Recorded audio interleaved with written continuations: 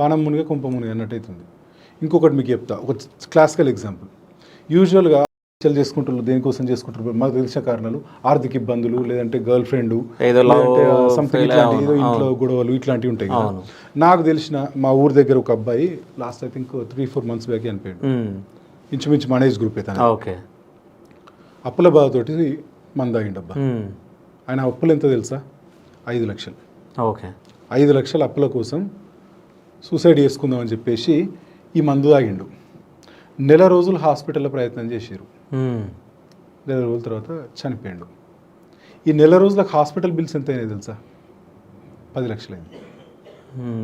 5 లక్షల అప్పు కోసం తీసుకుంటే ఇంకా 10 లక్షలు మీడబడ్డాయి ఇప్పుడు ఇంట్లో వాళ్ళకి. వాడు చచ్చిపోయాయి. యంగ్, ఇప్పుడు మన ఏజ్ గ్రూప్ అంటే ఎంత పొటెన్షియల్ ఉంటుంది, ఇంటికి ఎంత ఆధారం, ఎంత బలం. ఇల్లు నిల్చుండేదే ఇంట్లో ఉన్న యువకులతోటి కదా. మనిషి వాయే ఉన్న 5 లక్షలకు ఇంకా 10 లక్షలు ఉల్టా అప్పు మీద పడి ఏం సాధించినట్టు దీనివల్ల? ఇంత దరిద్రాలు జరుగుతున్నాయి బ్రదర్ దీనివల్ల. ఆర్థిక భారం, ఇంట్లో నష్టం. ఒక ఇల్లు ఉంటుందా బ్రదర్? ఇంత ఘోరంగా ఉంది పరిస్థితి.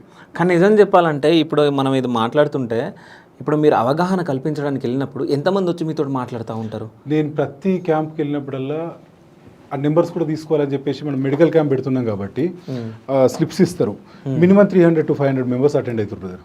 ప్లస్ గ్రామ పెద్దలు, రైతు సంఘం నాయకులు, సర్పంచు, ఉప సర్పంచు, ఉత్సాహం ఉన్న యువకులు, వీళ్ళందరూ గ్యాదర్ అవుతారు. చాలామంది ఇప్పుడు నేను మీకు చెప్తేనే ఇంత ఇదవుతారు. పల్లెటూర్లల్లో ఏమంటే మన ఎట్లుంటుంది ఏడుస్తూ ఉంటారు తెలుసా మీటింగ్లలో. ఖచ్చితంగా మేమైతే బంద్ చేస్తున్నాం, ఇంటికి పోగానే వారేస్తాం. అందరితో వారేపించిన నేను పోయిన ఊరు ప్రతి ఊళ్ళో వారేసారు. జీవితంలో మళ్ళీ ఊళ్ళో పారకొట్టి గడ్డి మంది అనేది కనిపించకుండా ముందుకు వస్తారు వాళ్ళు.